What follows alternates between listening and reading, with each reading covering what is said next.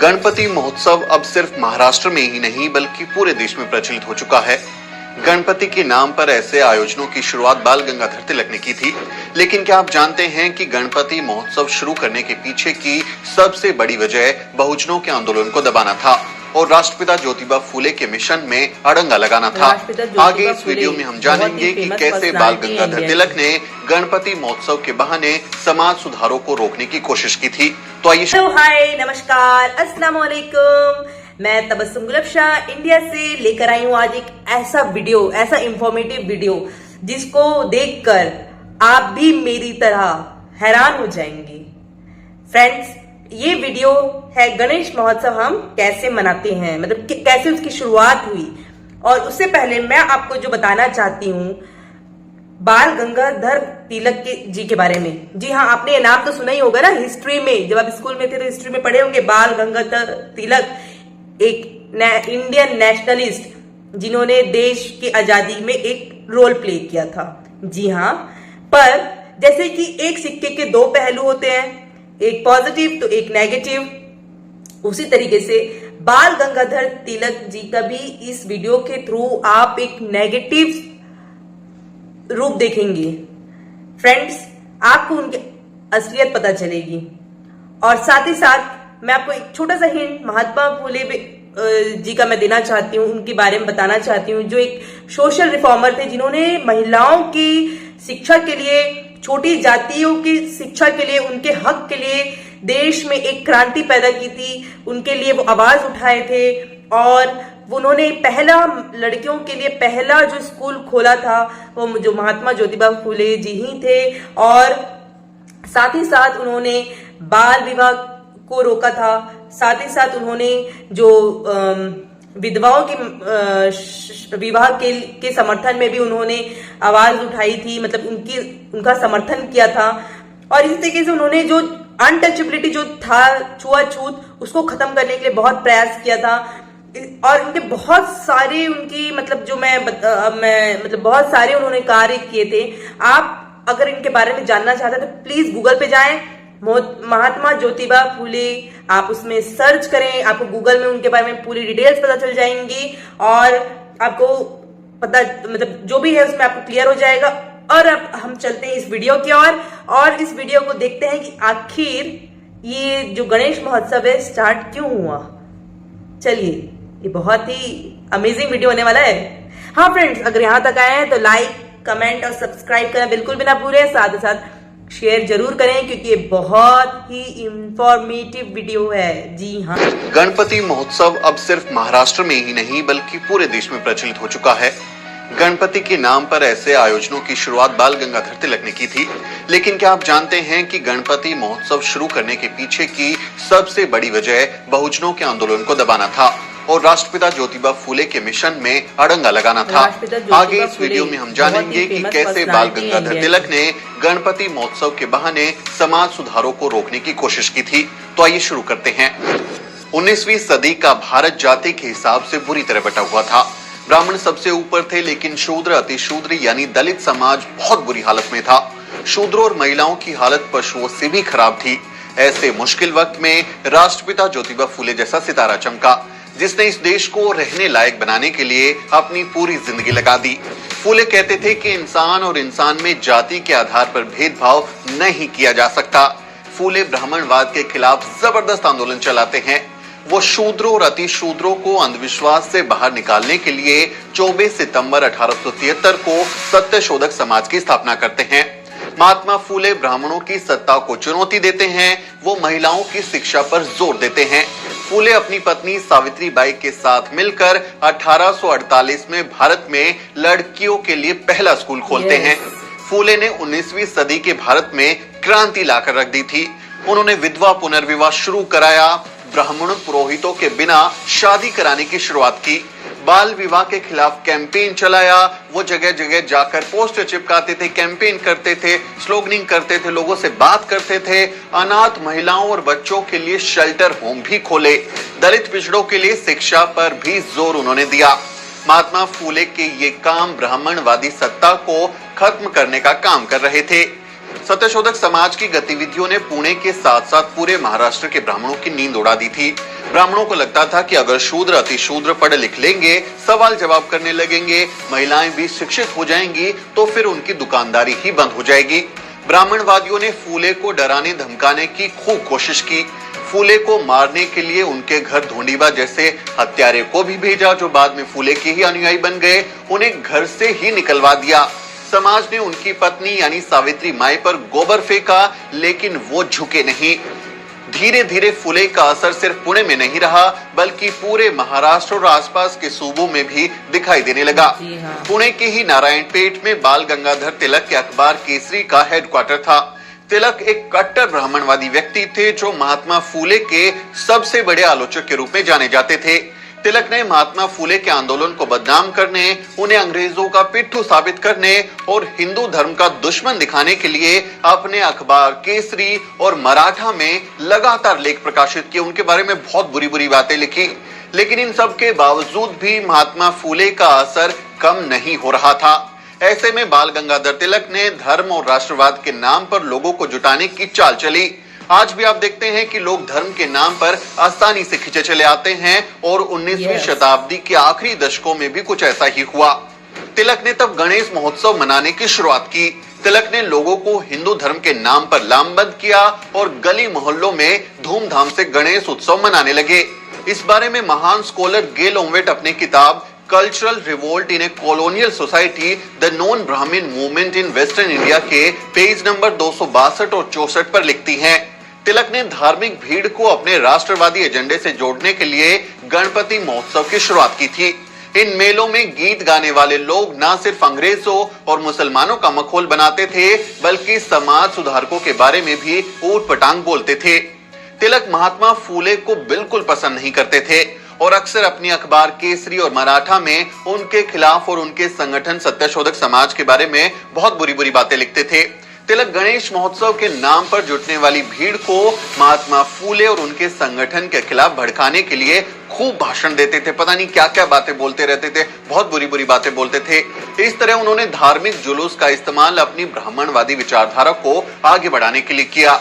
अब मैं आपको राष्ट्रपिता ज्योतिबा फूले और बाल गंगाधर तिलक के बीच चलने वाले मतभेदों के बारे में भी बता देता हूं कि ऐसे कौन से मसले थे, किन मुद्दों पर उन दोनों के बीच में मतभेद था और तिलक जो है वो महात्मा फूले को अपना दुश्मन मानते थे। राष्ट्रपिता ज्योतिबा फूले कहते थे कि 4 वर्णों पर आधारित जाति व्यवस्था बहुत खराब चीज है और इंसानों के बीच में जाति भेद नहीं होना चाहिए। लेकिन तिलक चतुर्वर्णीय जातिवाद के कट्टर समर्थक थे। तिलक का मानना था कि जाति पर भारतीय समाज की बुनियाद टिकी है। जाति की समाप्ति का अर्थ है भारतीय समाज की बुनियाद को तोड़ देना, साथ ही राष्ट्र और राष्ट्रीयता को भी तोड़ देना। तिलक ऐसा मानते थे। इनके मुकाबले आप देखेंगे तो जो राष्ट्रपिता फूले हैं वो कहते हैं कि जाति जो है वो खराब चीज है। फूले जाति को असमानता की बुनियाद मानते थे और इसे समाप्त करने का संघर्ष कर रहे थे, आंदोलन चला रहे थे कि जाति व्यवस्था को खत्म किया जाए। तिलक ने फूले को राष्ट्रद्रोही कहा क्योंकि वो राष्ट्र की बुनियाद जाति व्यवस्था को तोड़ना चाहते थे। महात्मा फूले कहते थे कि ब्राह्मणों ने अपने फायदे के लिए समाज को ब्राह्मण, क्षत्रिय, वैश्य और शूद्र जैसे वर्णों में बांट दिया। वो कहते थे कि जिस तरह से बाल काटना नाई का धर्म नहीं बल्कि धंधा है, कपड़े धोना धोबी का धर्म नहीं बल्कि धंधा है, उसी तरह से पूजा पाठ करना ब्राह्मण का धर्म नहीं बल्कि धंधा है। महात्मा फूले ब्राह्मणवादी जाति व्यवस्था के दुश्मन थे, जबकि तिलक को जाति व्यवस्था बहुत प्यारी लगती थी। तिलक कहते थे कि सभी जातियों को अपनी जाति का ही काम करना चाहिए, यानी चतुर्वर्ण के हिसाब से, जातियों के हिसाब से लोगों को जो काम सौंपा गया है उन्हें वही काम करते रहना चाहिए। तिलक ने महार और मातंग जैसी अछूत जातियों के स्कूलों में प्रवेश का सख्त विरोध किया और कहा कि केवल उन जातियों का स्कूलों में प्रवेश होना चाहिए जिन्हें प्रकृति ने इस लायक बनाया है, यानी कि उच्च जातियों को। यानी तिलक दलित ओबीसी को इस लायक ही नहीं मानते थे कि उन्हें शिक्षा दी जा सके। वो सिर्फ ब्राह्मणों की सत्ता चाहते थे, चित्पावन ब्राह्मण थे और अपने ब्राह्मणवादी नजरिए को आगे बढ़ाने के लिए तमाम तरीके के काम करते थे। फूले कहते थे कि प्राथमिकी शिक्षा हर जाति के बच्चे के लिए अनिवार्य होनी चाहिए, लेकिन तिलक ने फूले के इस प्रस्ताव का कड़ा विरोध किया। उन्होंने कहा कि कुंभी किसानों के जो समाज के बच्चे हैं, उनको इतिहास, भूगोल और गणित पढ़ने की क्या जरूरत है। उन्हें अपने परंपरागत जातीय पेशे को अपनाना चाहिए, यानी जो काम उनको दिया वही करना चाहिए। आधुनिक शिक्षा उच्च जातियों के लिए ही उचित है। महात्मा फूले लड़कियों की शिक्षा पर खास जोर देते हैं, लड़कियों के लिए स्कूल खोलते हैं, लेकिन तिलक उसका कड़ा विरोध करते हैं। तिलक ने लड़कियों को शिक्षित करने का तीखा प्रतिरोध किया और इसके खिलाफ कैंपेन किया, और लड़कियों के लिए स्कूल की स्थापना के विरोध में उन्होंने बाकायदा आंदोलन भी चलाया।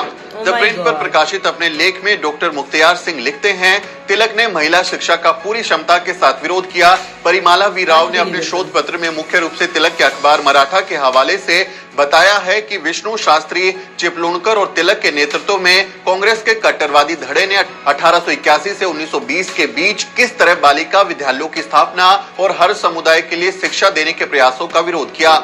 इस धड़े के विरोध के कारण महाराष्ट्र में 11 में से 9 नगर पालिकाओं में हर किसी के लिए शिक्षा देने के प्रस्ताव को हार का सामना करना पड़ा। इस धड़े ने राष्ट्रवादी शिक्षा की वकालत की, जिसमें धर्मशास्त्रों का अध्ययन और हुनर सिखाने पर जोर दिया था। तिलक की लीडरशिप में कट्टरवादी धड़े का तर्क था कि पेशवा के शासन के दौरान महिलाओं की स्थिति बहुत अच्छी थी। तिलक के ये विचार उनके अखबार मराठा के 15 मार्च 1885 के अंक में छपे हैं। महिला शिक्षा के विरोध में तिलक का तर्क था कि महिलाएं कमजोर होती हैं और उनका काम सिर्फ संतान को आगे बढ़ाना है, इसलिए उनको शिक्षित करने से उनको पीड़ा होगी, क्योंकि आधुनिक शिक्षा को समझना उनकी शक्ति से बाहर है। उनकी ये बात मराठा जो उनका अखबार है उसके 31 अगस्त 1884 के अंक में छपी है, उसका रेफरेंस आप ले सकते हैं। यानी उस समय महात्मा फूले और तिलक के बीच लगातार द्वंद्व चलता रहा। ऐसा ही द्वंद्व आप बाबा साहब डॉक्टर अंबेडकर और गांधी के बीच में भी देखते हैं। बाबा साहब डॉक्टर अंबेडकर ने अपनी किताब कांग्रेस ने अछूतों के लिए क्या किया और गांधी, रानाडे और जिन्ना में तिलक के इन समाज सुधारकों में अड़ंगा लगाने के बारे में विस्तार से लिखा है। वो उनको नायक नहीं मानते, उनको महान नहीं मानते, और जो बाबा साहब डॉक्टर अंबेडकर हैं वो बार बार ये बात कहते हैं कि इस देश में महात्मा आए गए, धूल उड़ाकर चले गए, लेकिन अगर कोई असल मायनों में महात्मा है तो वो राष्ट्रपिता ज्योतिबा फूले हैं। बाबा साहब ने जब 1920 में मूक नायक की शुरुआत की थी, अपना 15 दिनों में छपने वाला पाक्षिक अखबार निकाला था, तब उन्होंने पैसे देकर तिलक के अखबार केसरी में विज्ञापन भेजा था कि आप हमारे अखबार का विज्ञापन छाप दीजिए कि हमारा ये अखबार शुरू हो रहा है। लेकिन तिलक ने उनका वो विज्ञापन नहीं छापा, जबकि बाबा साहब डॉक्टर अंबेडकर पैसे भी चुका रहे थे। इससे आप अंदाजा लगा सकते हैं कि वो बहुजन समाज से आने वाली मजबूत आवाजों के नेताओं के कितने बड़े विरोधी थे। तिलक जो हैं सीधे सीधे राष्ट्रपिता ज्योतिबा फूले, छत्रपति शाहू जी महाराज और बाबा साहब डॉक्टर अंबेडकर के खिलाफ कैंपेन करते हैं, बुरा भला बोलते हैं और ब्राह्मणवादी विचारधारा को आगे बढ़ाने के लिए राष्ट्रवाद का सहारा लेते हैं। तिलक ने आजीवन ऐसे काम किए हैं जिससे बहुजन समाज का नुकसान हो और समाज में जरूरी सुधार ना हो सके, लेकिन भारत के सवर्ण इतिहासकारों ने उन्हें एक महान राष्ट्रवादी नेता घोषित कर दिया। उम्मीद है इस वीडियो से आपको समझ आया होगा कि कैसे बाल गंगाधर तिलक जैसे कट्टरवादी ब्राह्मण ने बहुजनों के मुक्तिदाता महात्मा फूले का रास्ता रोकने के लिए धर्म का सहारा लेते हुए गणेश महोत्सव की शुरुआत की थी। असल में तो यह उत्सव बहुजनों की हकमारी करने का एक जरिया था, उसको रोकने के लिए उत्सव शुरू हुआ था, लेकिन अब बहुजन इसे ही जोर शोर से मना रहे हैं। मैं उम्मीद करता हूं कि जो भी बहुजन इन त्योहारों को मना रहे हैं वो इसके पीछे का इतिहास भी समझेंगे और अपने जीवन में बदलाव लाएंगे और अपने महापुरुष और महामहिलाओं के संघर्ष को याद करते हुए ये सब दिमाग में रखेंगे कि जो भी वो काम कर रहे हैं उसके पीछे की कहानी क्या है और क्या उनकी हकमारी करने के लिए काम तो नहीं हो रहा है। इस मसले पर आपका क्या सोचना है? ये वीडियो आपको कैसा लगा?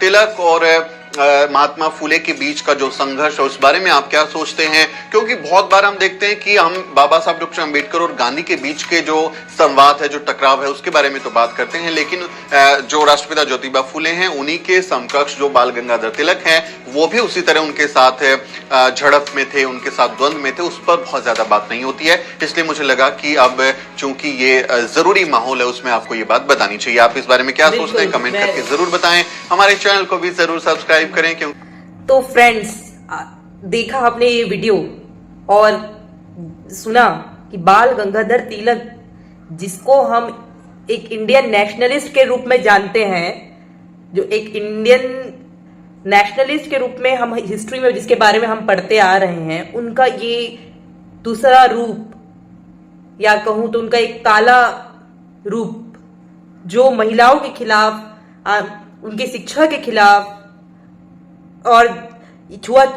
छूत मानने वाले, और मतलब जो कहीं से नहीं चाहते थे कि शूद्र पढ़े लिखे या कुछ काम करें, आगे बढ़े, जो जाति धर्म में इतना मतलब नफरत फैलाने वाले, और मैं जो लड़कियों की पढ़ाई के खिलाफ थे, जो महिलाओं की शिक्षा के खिलाफ थे, जो नहीं चाहते थे कि महिलाएं पढ़ें, महिलाएं आगे बढ़ें, महिलाएं उच्च शिक्षा प्राप्त करें, महिलाएं छोड़ो, जो नहीं चाहते थे कि शूद्र जाति के लोग यानी नीचे जाति के लोग प्राथमिक शिक्षा तक प्राप्त करें, जिनकी सोच ये थी कि वो और उनके बच्चे सिर्फ उनके जाति के हिसाब से काम करें, यानी अगर नाई है तो नाई का ही काम करें, अगर चमार है तो चमार का ही काम करें। इस टाइप से वो उनकी सोच विचारधारा थी।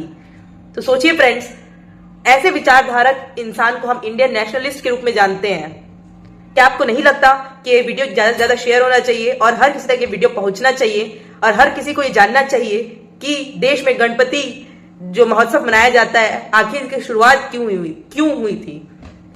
जी हाँ, इसकी शुरुआत जो हुई थी, आपने जैसे कि इस वीडियो में सुना, इन्हीं छोटी जाति के, हिंदुओं में जो छोटी जाति के लोग होते हैं, उनके विद्रोह को दबाने के लिए, उनकी आवाज को दबाने के लिए, जो महात्मा फूले जो एक महान व्यक्ति हैं, राष्ट्रपिता के रूप में उनको जाना जाता है, जिन्होंने लड़कियों की शिक्षा के लिए इतना ज्यादा मेहनत किया। उन्होंने लड़कियों की शिक्षा के लिए सबसे पहला देश में अगर स्कूल खुला भारत में तो महात्मा ज्योतिबा फूले ने ही इसका पहला शिक्षा के लिए, लड़कियों की शिक्षा के लिए पहला स्कूल खोला था, और इन्होंने ही जो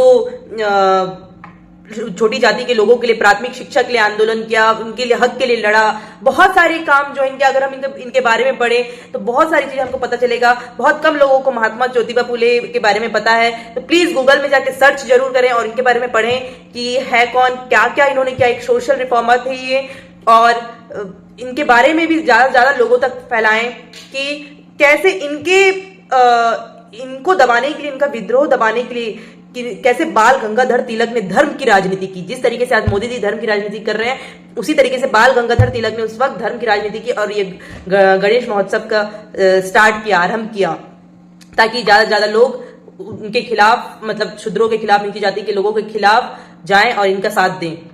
तो फ्रेंड्स, अगर आपको ये वीडियो लगा हो कि आपके काम के लायक है, आपकी जानकारी के लायक था, और आपको ये वीडियो पसंद आया हो, और जिस तरीके से ये वीडियो मुझे शॉकिंग लगा, ये वीडियो अगर आपको भी शॉकिंग लगा हो, तो प्लीज लाइक करें, कमेंट करें, और इसको शेयर करना बिल्कुल भी ना भूलें। ज्यादा से ज्यादा लोग तक इसको शेयर करें, फेसबुक में, व्हाट्सएप में, हर जगह इसको शेयर करें, और please please please please support करें। धन्यवाद। अगर आपको इस तरीके से मुझे और भी वीडियोस चाहिए, प्लीज मुझे सपोर्ट करें और कमेंट बॉक्स में जाके टाइप करें और अपने व्यूज मुझसे शेयर करें। उम्मीद करती हूँ आपको मेरा ये वीडियो पसंद आया हो। मिलते हैं अगले वीडियो में। Good bye.